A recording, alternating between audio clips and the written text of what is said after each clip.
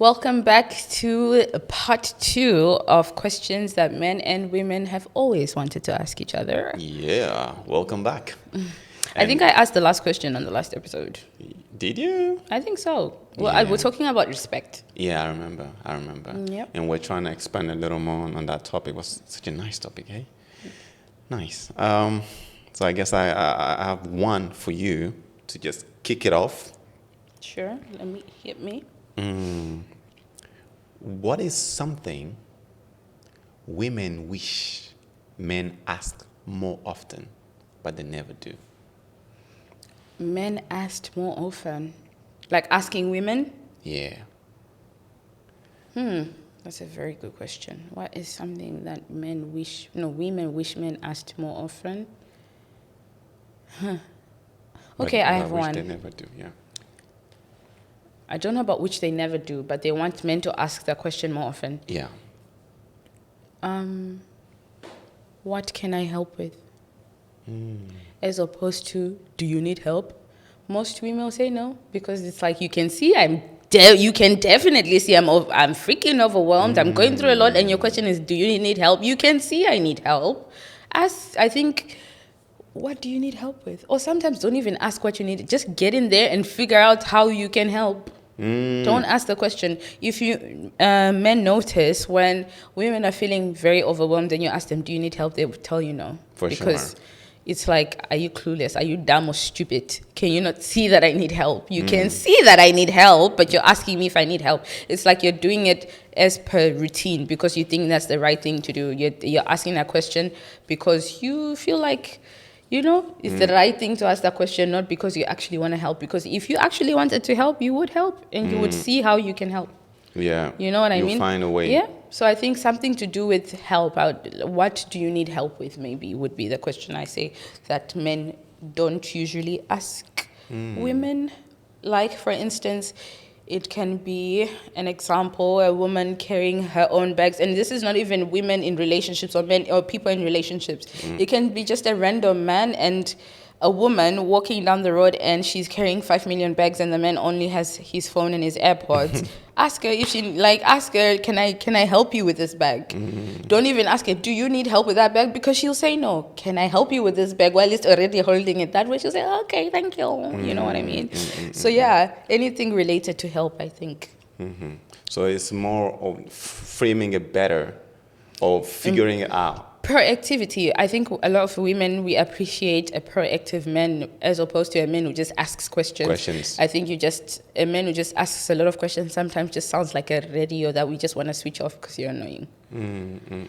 Just help. You can see, you can definitely see she needs help. And it's not even a question of, okay, fine. Even if you say, oh, I have no idea what she's doing. If you stand there long enough, you'll see where she needs help. Yeah. Then you can just hop in and say, I'll actually help you with this. And she'll be like, fine.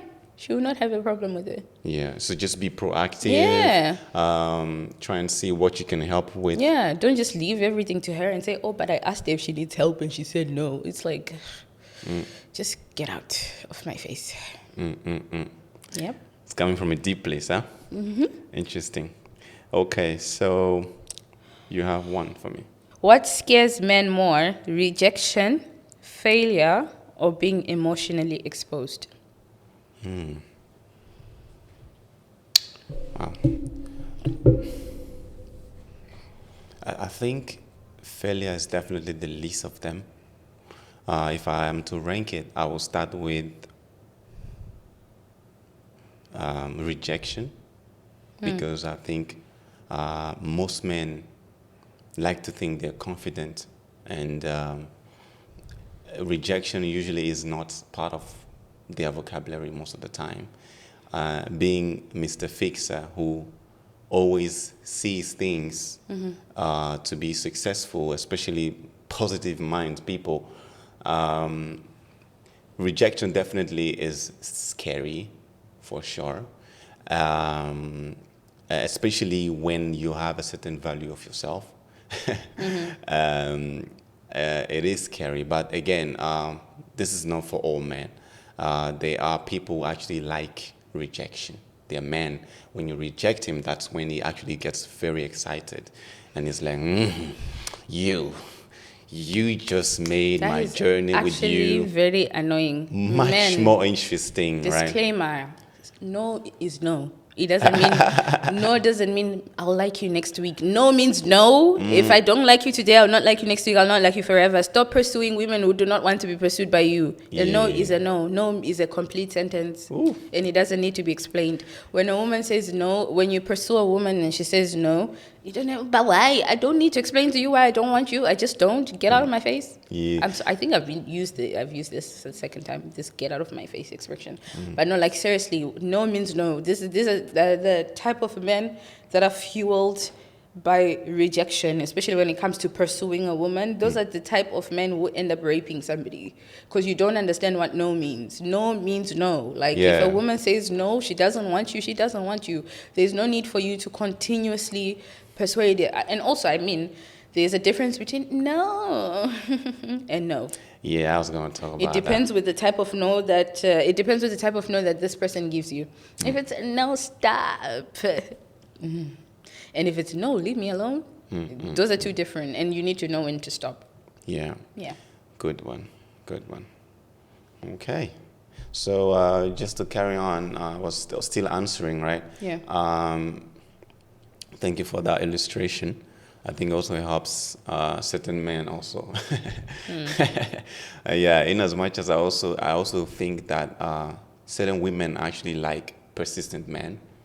Again, people are different. Certain women really like it when the man is persistent, when he doesn't just give up at the first no. It's like also when we're together, when something happens and then it says no, you're just gonna give up. What's gonna happen, right? So some women also have different way they see it, but I definitely agree that you need to know when to stop.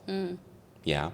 So rejection and I think being also emotionally exposed is scary, right? Especially when these are emotions that may be tied to trauma sometimes.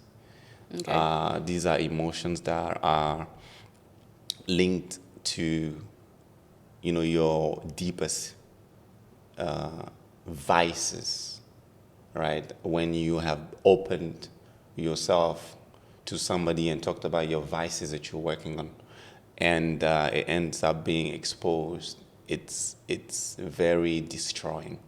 Yeah, it could be destroying, right? Because I haven't experienced it. I don't want to experience it. So, but at the end of the day, I would say rejection and being emotionally exposed are very scary for men. I see.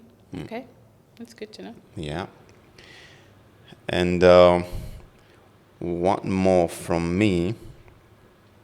If you could teach every young man or every man one lesson about women before their first serious relationship, what would it be?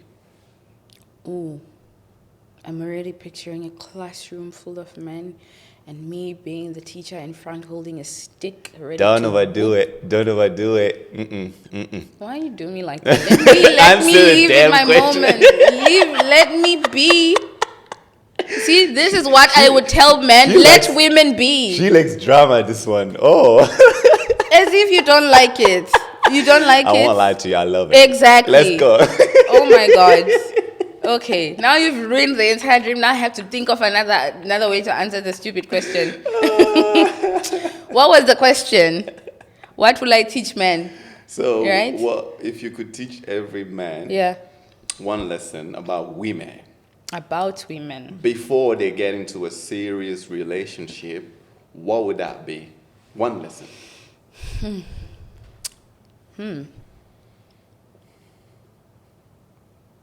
Okay. The woman that you're going to get into a relationship with is never going to be like your mom. Nothing close. Especially the men who get married, like getting married for the first time. And then they'll say, oh, but my mom used to do. I'm not your mother. They'll be like, oh, but my mom used to give time. birth in the kitchen and go right back to cooking and do the laundry and iron my clothes all on the same day. Yeah, but I'm not your mom. That's not your mom, dude. I'm not your mom, Yeah, like the woman that you're gonna get into a relationship with is nothing like your mom. They're totally two different women Yeah. from two different generations. So you can't be comparing the two. Also, women are different. Certain people, before they get into a serious relationship, they've dealt with multiple women already before they get into a serious relationship, right? So all of the women that you've dealt with before you actually want to jump into a serious relationship are different. I know, yes, we have similar traits as women, but we're not all the same. I think one of the biggest advice or what I'll teach is study your woman. Study your woman. Big one. Study your person. It's a whole class that you need to do every single day. Break it You down. study your person every single time. You need to know what she likes. You need to know what she doesn't like. You need to know what gets her in the mood. You need to know what gets her out of the mood. You need to know what smells she likes. You need to know what smells she doesn't like. You know, you need to study your person. That will help you love her better when you know her. So study your woman is what I'll tell a lot of people. And your woman is not your mom. Yeah. That's deep. Very nice. Thank you for sharing that. You're welcome. Yeah. You don't, okay. I'll ask you a question. Okay, what's the real difference between a man loving a woman and simply being attached to her? The difference between a man loving a woman and a man being attached to a woman, because I think those are two different things. Because certain people think that they are in love with their women, but they're not. They're just attached to them. You're just attached to them. First of all, I want us to look at the meaning behind attachment. Because truly, again... Are you about to give us another big word? Nah. Okay. I'll keep that for the end. Just a disclaimer. We need disclaimers before you shoot a big word again. Jesus Christ. Okay, go ahead. What is attachment? Okay. This is attachment. This This and this are this is attachment. In simple words. That's a great, yeah. Life doesn't need to be so difficult. Every time people describe a word, they're like, attachment is the ambiguity of the consistency of. It's not that serious. What is attachment? Yeah. Stick together. You understand? You and I stick Glue. together. You see, this is Sticker. shaking, but it's not falling. It's attached. That's what that means. Yeah. Sorry. Yeah, thank you for that great explanation. You're I think welcome. it's very easy to understand. Thank but you. just thank to add you. on top I'd of like it, to thank my mom, my father. don't overdo it. Okay. So this is my moment now. It's my time to shine. You shut down my moment. You don't have the right to say that. You shut down my moment when I was having a big dream about having a stick and teaching men about women. Now you want to tell me about your moment? This is my moment to shine. Now you get it. So literally, attachment is really loving to be around somebody. It's not loving the person necessarily. It's loving to be around somebody most of the time because of something that we love or we appreciate about them. And the moment that thing usually takes off or gets out by the window, the attachment, and we come to realize that, hey, look, I actually didn't love this person. Can you say that in French? Well, What you just said. Can you say it in French? okay. Do we have some French Yes, people? we do. We have a lot of French listeners. Alors, Give it to me. Say more, say more.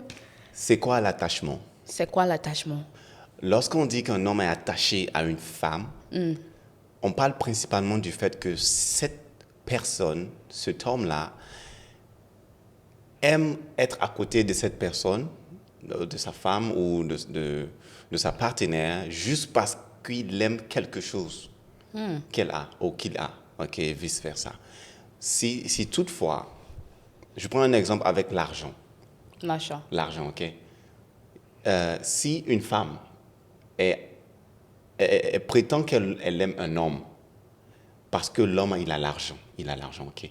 Donc elle est attachée à l'homme pas parce qu'elle l'aime, mais parce que elle aime son argent. Son argent. Elle aime son argent. Donc c'est différent lorsqu'il s'agit d'aimer quelqu'un. Souvent, j'aime dire que la plupart du temps, le vrai amour ne sait même pas pourquoi il existe. Généralement, lorsqu'on te demande pourquoi est-ce que tu aimes quelqu'un, tu ne sais même pas quoi dire parce que c'est deep, hein? C'est sincère, c'est profond. Donc, c'est important de distinguer. Quand quelqu'un aime une personne, il est prêt à faire tout. Il est prêt à donner du fond. Il est prêt à vraiment bouger ciel et terre pour s'assurer que cette personne-là est contente, est heureuse et qu'elle est bien, qu'il prend bien soin de cette personne. Tout simplement, voilà. Donc, juste pour revenir en anglais, to come back to English. Can you please translate that in English Yeah, for the English listeners? I was just saying that. That was a lot of donc can you please make sure you put the same amount of that you were doing with your actions when you're also speaking to our English listeners? Yes, So please. literally what I was saying is the difference is very thin. So sometimes we tend to confuse both. When I'm attached to somebody, There we go. Sorry. when I'm attached to somebody, I usually like something that keeps me around. And when that thing goes away, I don't really see the need to be around as I used to. I may be just there, but it's not sincere, it's not genuine. It's just being around. But when I really love somebody, even when I don't want to be around, I still helplessly find myself trying my best to still be around. It's not comfortable necessarily. It's not nice, but true love is patient. It's kind, and it's forgiving, right? So when you're attached, there's certain things you don't tolerate, and you don't care. Versus when you love, there is a lot of things like we talk about compromising in relationships, right? When it's just attachment, I take example of those, let's say, gold diggers, right? People who just, they like digging gold. Not that I have anything wrong with gold diggers, right? It's their lifestyle. They do what they want. Yeah. But what the concept I'm just trying to paint here is they're usually with the person for something very specific. For the gold. And for the gold, exactly. And until they get to that level where, this gold is no more there, they will still pretend and act as if they love you. No, they not walk away. Like I say, until it goes away. If the gold is away, then they walk away. But until it goes away, they are still in. And let me tell you guys something. Women are excellent with pretending. They know how to pretend to love. I've seen Some women. some women, yeah, thank you for bringing that up, yeah. Some women, because not all women, yeah. But most of the time, they are very skilled. What I'm trying to say, even like pretending in itself is not bad. Do you get it? There's nothing wrong with pretending. It's how you use it sometimes to do certain things that are not nice. So all women have this skill, this innate ability to act, if I had to say it. Literally, this actress skill, it's in women, most of them. Because not all of them. Most of them, again. So but they usually are good with that. And usually they're really good at making you feel like they love you. And you will not see it until maybe somebody from afar is able to tell you, hey, look, this person doesn't love you. This person is just attached to what you represent. And most of the time, we are attached to what the person represents and not who they are. That is the difference there. Long story short, don't be attached, love. Next question. Yeah, balance, just balance. After all the shema pills, Just balance. I would just say just balance it out. You need Because to balance attachment and love. Attachment itself is not bad at all, right? Yeah. When you love, you want to feel your wife or your loved one or your husband attached to you. But it shouldn't be just attachment. Do you get it? It needs to be attachment backed by a foundation, which is love, care, respect, and all the values that go. For sure. Yeah. And so I think I got one for you. So this one is this one is very important. I need to stress on It's it very before I say it. primordial. What was This the word again? is primordial. Primordial. Yes. She likes that word. Okay. So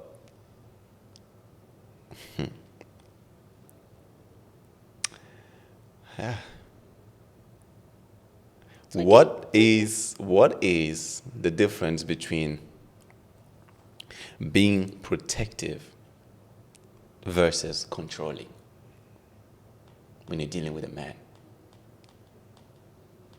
Like a man being protective or a man being controlling. What is the difference? Okay, I think the difference between a man who's protective and a man who's controlling is in not just the delivery, but also in the consequences, if I can put it that way. Like, for instance, a man who is protective, who can say to you, hey, make sure you text me when you get home, right? Because he wants to know that when you get home, you actually go home, he wants to know that you're safe. And the person who is controlling can say, hey, make sure on your way to the house, you video call me.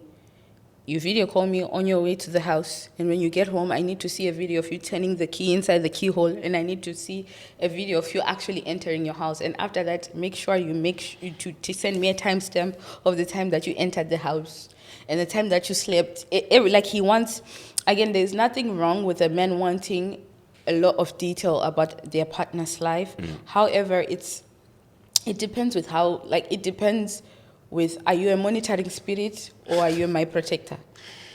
Because those are two different things. What? A monitoring spirit, how can you want to know the time I went to pee, the time I went to drink water, the time I went to sleep, the time I chewed, how many times did I chew, why did I smile next to Kevin, why did I look up the sky, what was I thinking, all of these things. That's a monitoring spirit. It's a controller. A controller is a monitoring spirit. A controller? A man who controls you is a monitoring spirit, and you do not want a Yeah. monitoring spirit close to you. You need to Yeah. cast it out, pray for it to go away. A protector is somebody who wants to make sure that you're safe, that no harm comes towards you in any form of way, whether physically, emotionally, spiritually, mentally. They're there to make sure that they cover you in that aspect. If it is spiritually, they're making sure that they are praying for you, praying with you, right? If it's physically, they are making sure that when you're walking in the street, like it's even in the simple things, when you're walking in the street, they walk on the side that the cars are coming, not you. Because again, chivalry is dead nowadays. Men will just let you walk in the road, whether the car hits you, doesn't matter, just get hit by a car and they'll say, oh Lord, I'm so sorry, I should have protected you, but it was too late, you're already. The point of the matter is, a protector makes sure that you're covered and you're protected from any type of harm around you. A controller is a monitoring spirit. Wow. Good summary. And so, something that you said there that I really love is that protecting doesn't need to be too much. At least what I understood it is that there's no need to overdo it.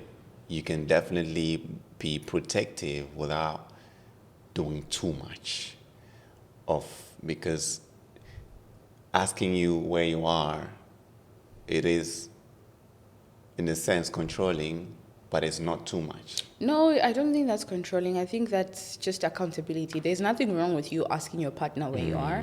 There's nothing wrong with asking your partner for a picture of where they are. That's fine. But the whole, let me call you, I want to see who's with you. Who's that guy over there? What's his name? Don't stand close to Ben. Why are you standing close to Ben? Actually, I'm coming there. It's like, monitoring spirit. There's a difference between wanting to make sure that I'm safe and wanting to know my whereabouts versus being a monitoring spirit. You're just annoying. Yeah. Yeah. I think protective men like to make you safe, and controlling men like to make themselves safe. We could say that. Yeah. But you know what this feels like? What you've just said. It feels like this. There's this quote that I saw the other time. Don't love your job, job your love. This is exactly what this feels like. Because you're just trying to be deep for no reason here. I think a controlling man is a job your love situation that you just done No. here. Anyway, No. I know these are my thoughts. I'm allowed to have thoughts, aren't I? Yes, you are. Exactly. These are just my thoughts. You're just jobbing your love here. Anyway, yeah. I will ask my question before Go ahead. Jobs our love This for woman. the next 5 minutes. Okay. If men could only hear one compliment for the rest of their lives, what would they choose? Just one compliment. I'm just gonna put it this way. If men could hear that one compliment, I think it would definitely be a compliment that tells them that their efforts matter, that they are valued, that everything they're doing is not going unnoticed. Because men are fixers, I keep saying it, and they always have this urgency and that sense to feel important, especially in the life of the person that they value the most.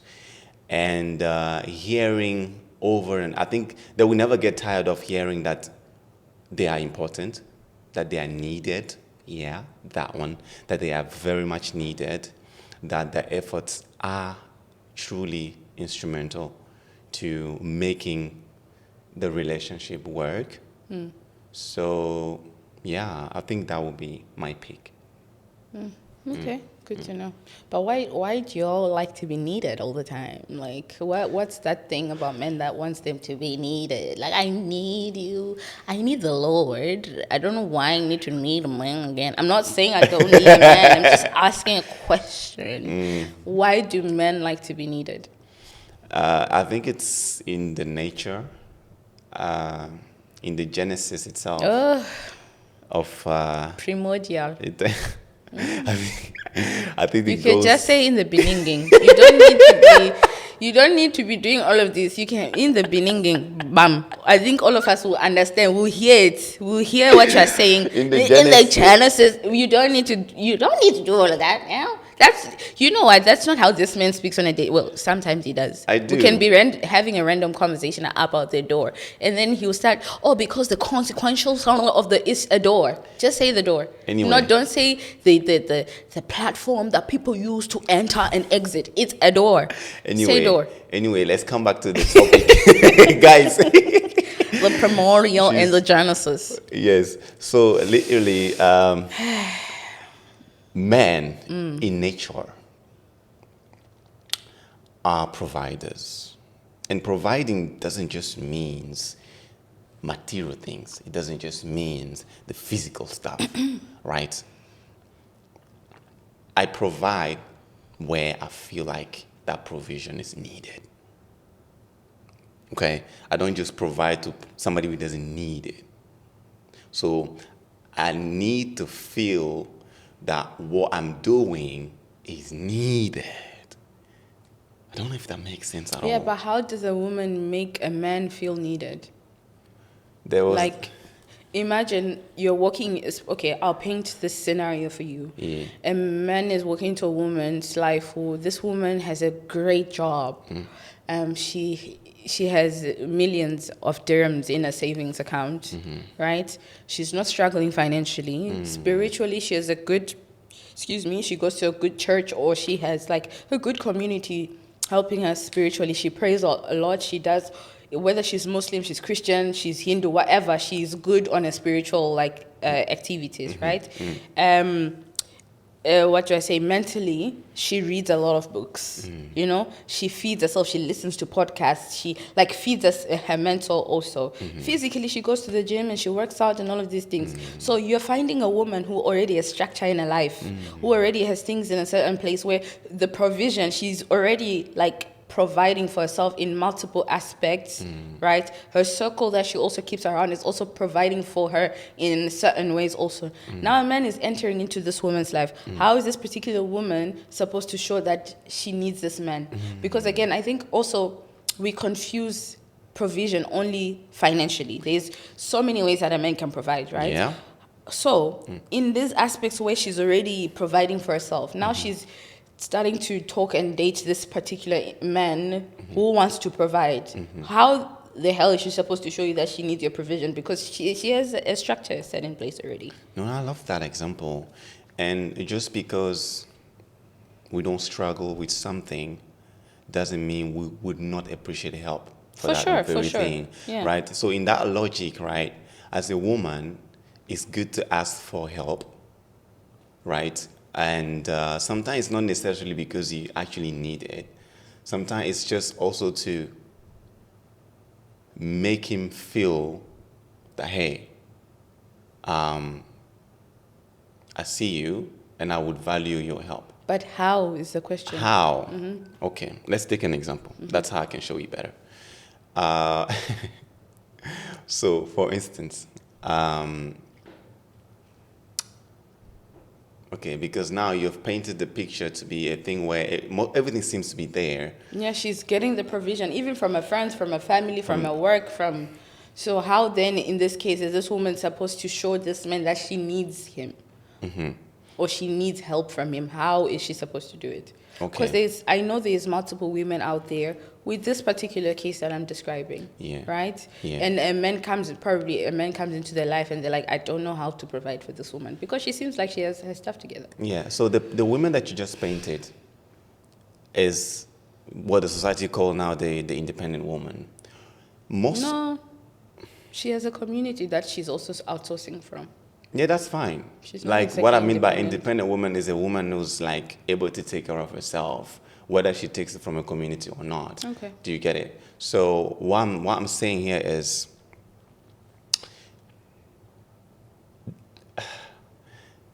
the emotional aspect of it is very, very big because one day or another she's going to be feeling down because if she's usually they tend to be in charge, right? They tend to make decisions, not necessarily in the relationship, right? Because they are at work, they are always working hard, they're making thousands of decisions, and it can be exhausting. That mental health that you talked about, that's where he can come in. As a man, I think it's very important to support your woman mentally, right? But he can help better when she also communicates, I don't know, in a very nice way that fits the setup of the relationship because it differs from one relationship to another. A good example could be, hey, babe, I really had a very toxic day at work today.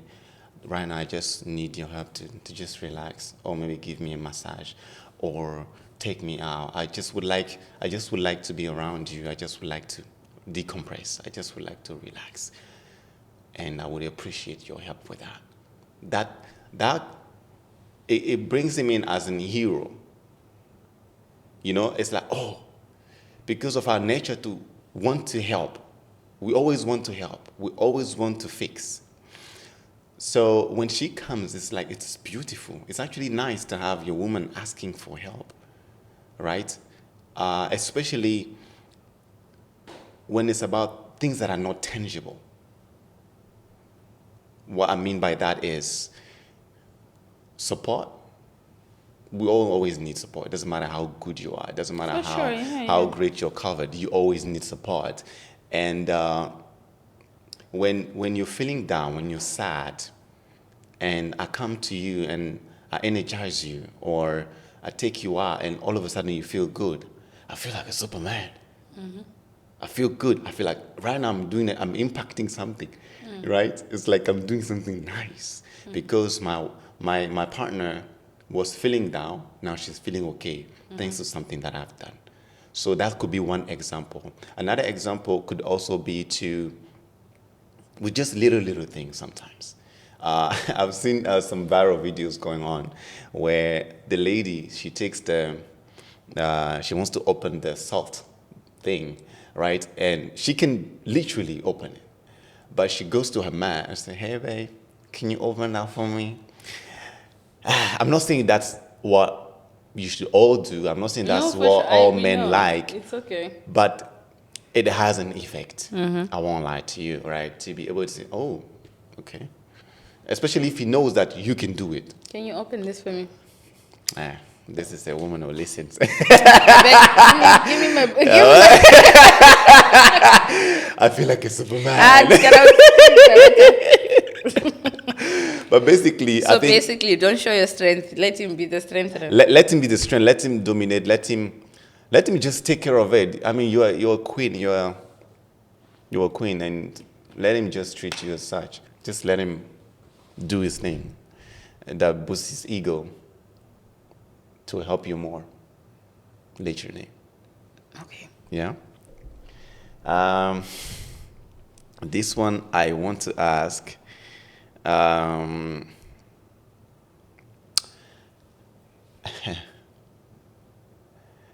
How can men listen better?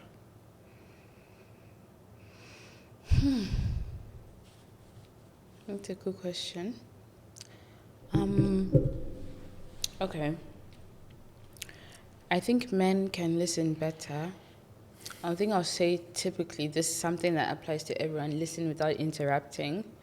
Let your woman get her thoughts out without interrupting, firstly, or without like putting a sly comments or like making faces when she's talking, because that's also interrupting. Because people think that listening without interrupting is saying something. Sometimes it's not even what you say, because again, there's different languages. There's body language also.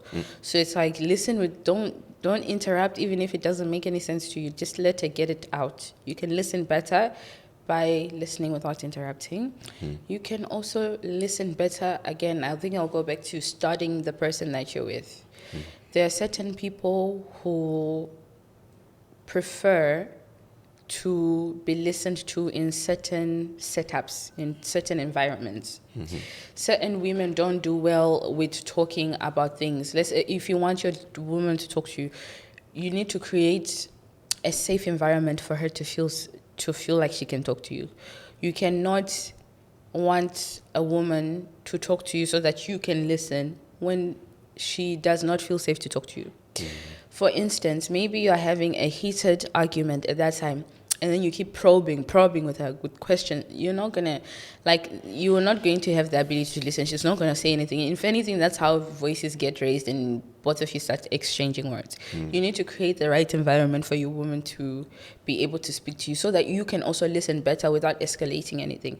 If it means that, like again, after starting your partner, if it means that if she feels peace when she's around water, take her where water is. Let her listen to the waves and then speak to her and just listen, Create the right environment for her to be able to pour out her heart to you. Don't go to her when she is already overstimulated. A lot of things are going on in her. You can tell she's irritated, and then you want to come and probe her with questions. You're not going to have a good listening. Whatever you're going to listen to is not going to be nice. So I think create the right environment for her, outside and also inside. Let her feel safe that she can talk to you, without making it feel like an interrogation. Because again, if he feels like you're talking to a detective, I don't think anybody would want to speak and say much to that person. So to listen better, create an environment outside and inside that makes her feel safe to talk to you. Don't interrupt. What else did I wanted to say something else. Don't interrupt. Whether with your words or your physical body language. Just just make her feel safe. And I think that it looks different for everybody. After you know your woman, I think that safety thing looks different for everybody. I think it's something that I also wanted to say.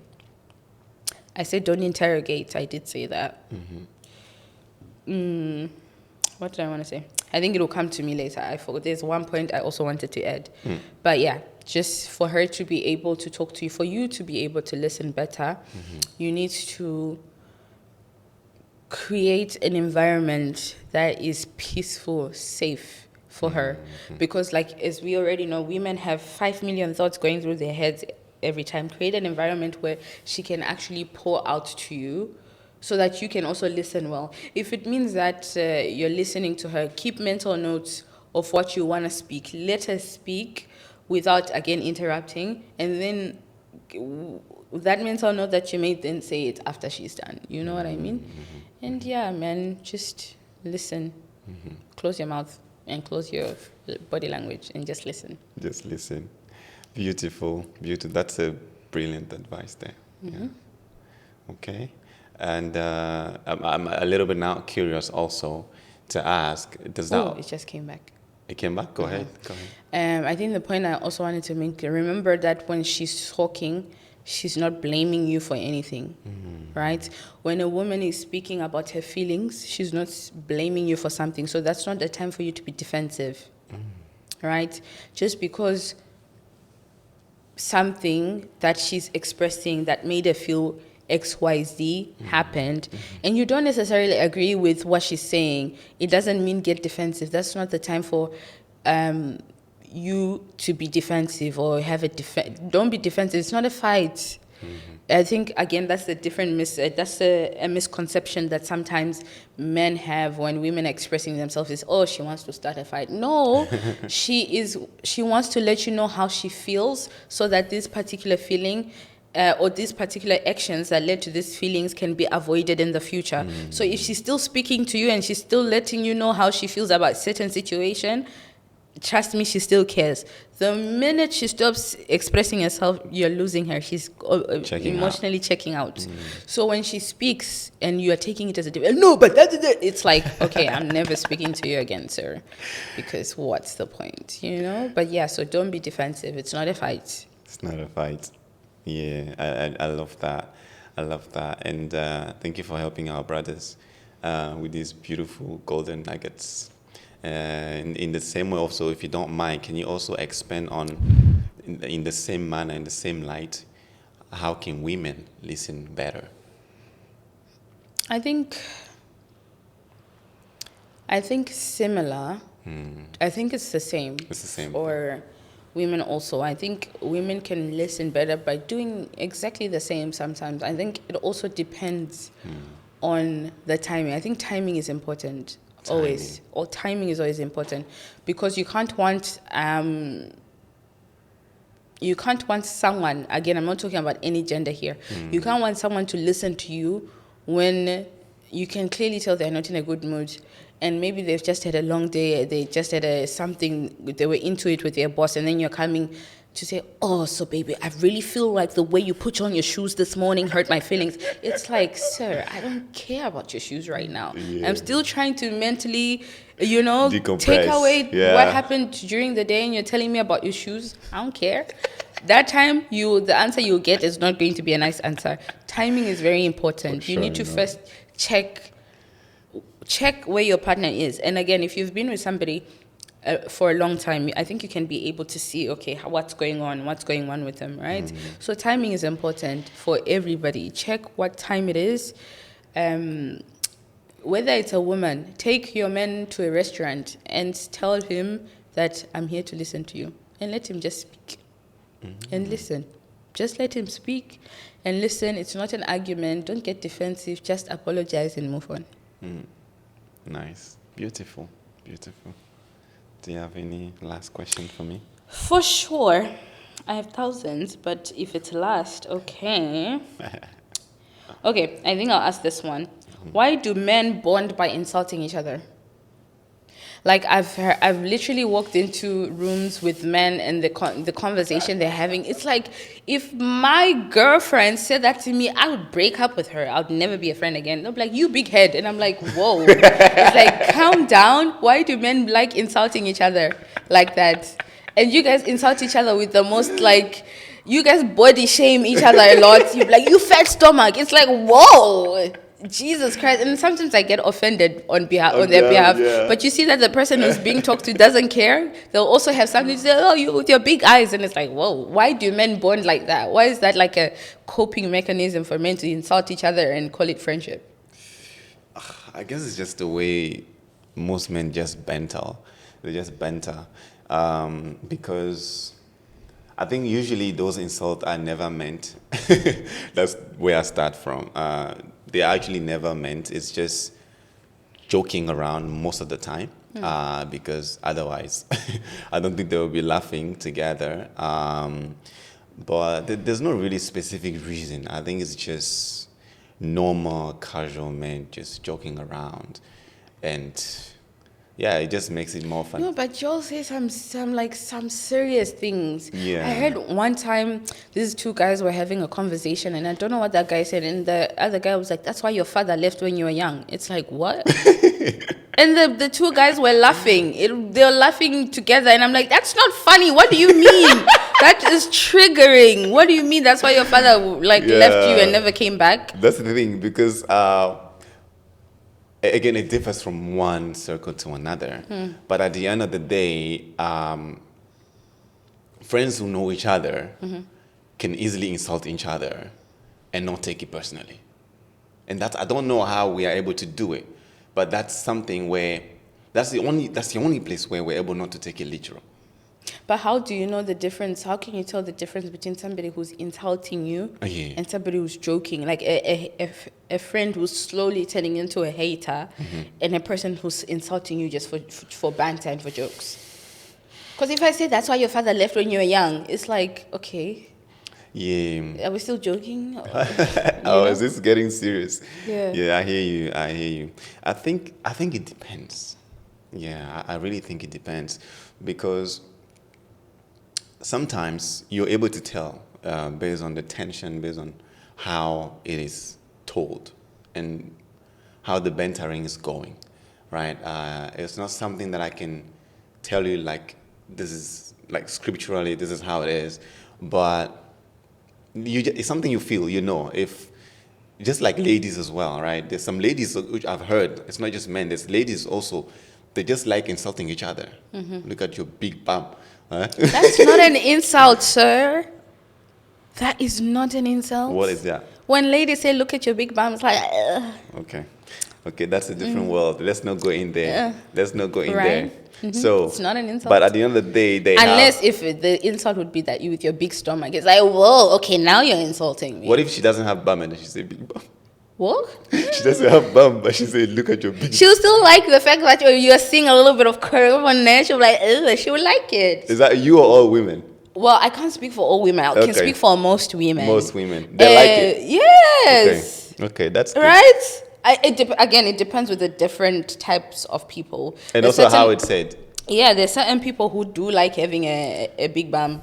And there's some people who think, having a big bum is offensive. So it depends who says it and how it's said. Okay, let's move away from bums. You brought up the bums, it's not me. Let's move away from bums. I'm sorry, I actually went to bums. So I want to now come back from bum because it's getting too deep there. Yeah. Bums are for sitting. Move on.